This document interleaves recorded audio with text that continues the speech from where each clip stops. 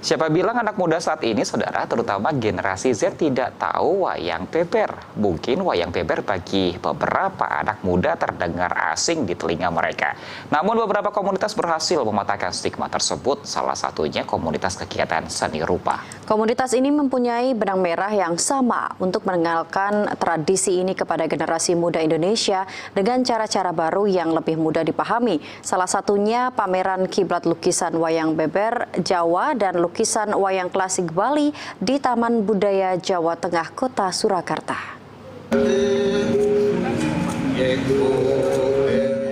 Kementerian Kebudayaan Republik Indonesia, Komunitas Kegiatan Seni Rupa, dan Taman Budaya Jawa Tengah menggelar pameran kiblat lukisan wayang beber Jawa dan lukisan wayang klasik Bali di Taman Budaya Jawa Tengah, Kota Surakarta.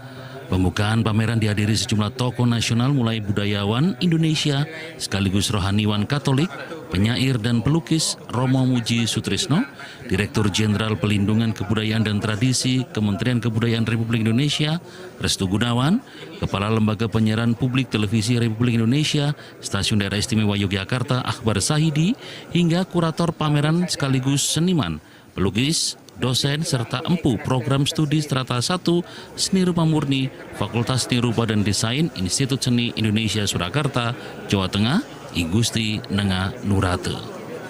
Menurut Kamus Besar Bahasa Indonesia, wayang beber diartikan lukisan wayang yang dibuat pada kertas gulung berisikan cerita inti dari lakon yang akan dikisahkan dalang dan dimainkan dengan cara membentangkannya. Wayang beber saat ini ada dua jenis, yaitu tradisi dan kontemporer. Wayang beber tradisi bercerita tentang cerita Pakem, Panji, Asmoro Bangun, dan Dewi Sekartaji yang populer di masa Kerajaan Jenggala dan Majapahit, serta keberadaannya sebagai sarana penyebaran nilai budaya dan ajaran pada masa itu. Sementara wayang beber kontemporer yang saat ini lebih berkembang dari yang hanya seni pertunjukan, lalu mengalami evolusi seiring dengan perkembangan zaman. Wayang beber kontemporer banyak bercerita tentang isu-isu kekinian yang menjadi keresahan seniman pelukisnya. Di Indonesia, wayang tertua ini hanya dua yang tersisa, yakni di Pacitan, Jawa Timur, dan Gunung Kidul, Daerah Istimewa Yogyakarta. Diikuti oleh 40 pelukis.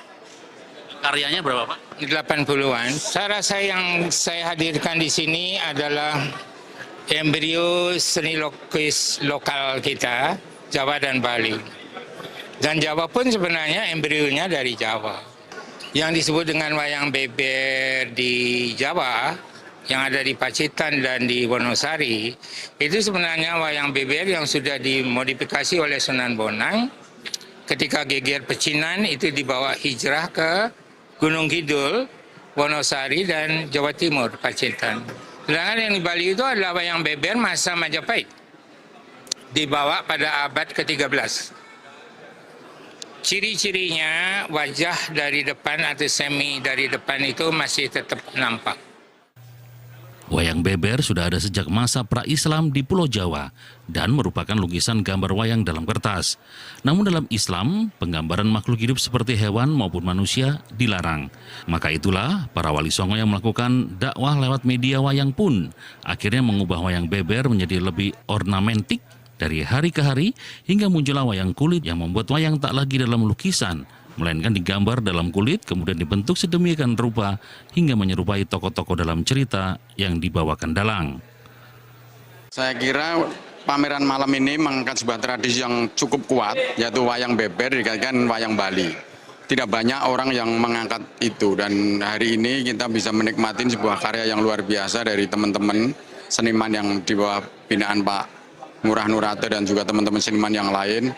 Dan ternyata wayang tradisi itu bisa menjadi sumber inspirasi, tapi juga sumber energi sebuah penciptaan. Jadi menurut saya ini dua kata itu yang cukup penting itu. Kita bisa menggali kekayaan tradisi kita untuk penciptaan-penciptaan yang luar biasa, dan ternyata kemudian itu tidak hanya masa lalu, tetapi juga masa lalu, masa kini, dan masa depan gitu. Jadi dengan tradisi yang masa lalu itu ternyata kita juga bisa memproyeksikan ke masa depan dan mempunyai nilai national character building, nilai untuk ekonomi yang sangat luar biasa, dan juga diplomasi. Bayangkan ini nanti kalau ini dipamerkan di luar negeri, saya kira akan menjadi masterpiece karya yang luar biasa gitu, Mas.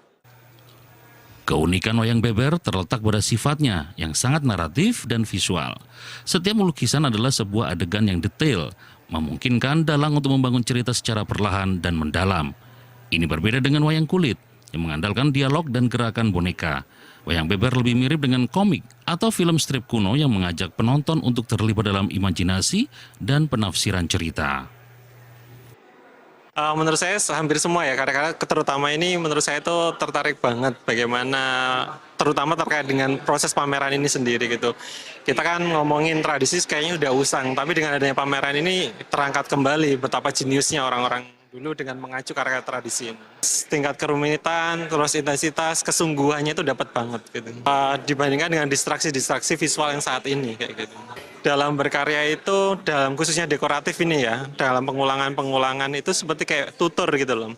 Ketika kita itu dikasih wejangan kepada, biasanya kan itu orang-orang tua itu ngasih wejangan itu, jangan makan ini, berulang-ulang. Saya merasakan itu, meskipun itu pelan di sini ya, kayak gitu. Ancaman kepunahan wayang beber tidak menghentikan para pegiat budaya muda. Mereka melihat potensi besar dalam warisan ini dan memutuskan untuk menghidupkannya kembali menggunakan alat-alat modern. Mereka melakukan riset mendalam, berinteraksi langsung dengan para dalang yang tersisa, dan kemudian mendokumentasikan seluruh proses dan narasi dalam bentuk digital. Beberapa seniman muda mulai mengubah lukisan wayang beber menjadi animasi, menambahkan musik dan suara latar yang dramatis. Mereka membuat konten-konten video pendek yang disebarkan di platform digital. Upaya ini terbukti sangat efektif dan bisa diakses siapapun, dimanapun, tanpa harus datang ke desa-desa terpencil. Revitalisasi wayang beber bukan hanya tentang melestarikan seni pertunjukan. Ini adalah tentang menjaga memori kolektif dan menghubungkan generasi muda dengan akar budaya mereka. Di era di mana narasi sering terfragmentasi, wayang beber menawarkan sebuah kisah yang utuh dan bermakna. Ia mengajarkan tentang nilai-nilai kepahlawanan, cinta dan perjuangan. Para pegiat muda berharap inisiatif ini akan menginspirasi lebih banyak orang untuk tidak hanya mengonsumsi, tetapi juga menciptakan kembali dan berkontribusi pada pelestarian budaya. Wayang beber adalah bukti, tradisi dan teknologi dapat hidup berdampingan dan di tangan generasi muda yang kreatif, warisan yang hampir punah bisa kembali bangkit lebih kuat dari sebelumnya. Herdian Giri dan Ujang Tritama, TVRI Yogyakarta, melaporkan dari Surakarta, Jawa Tengah.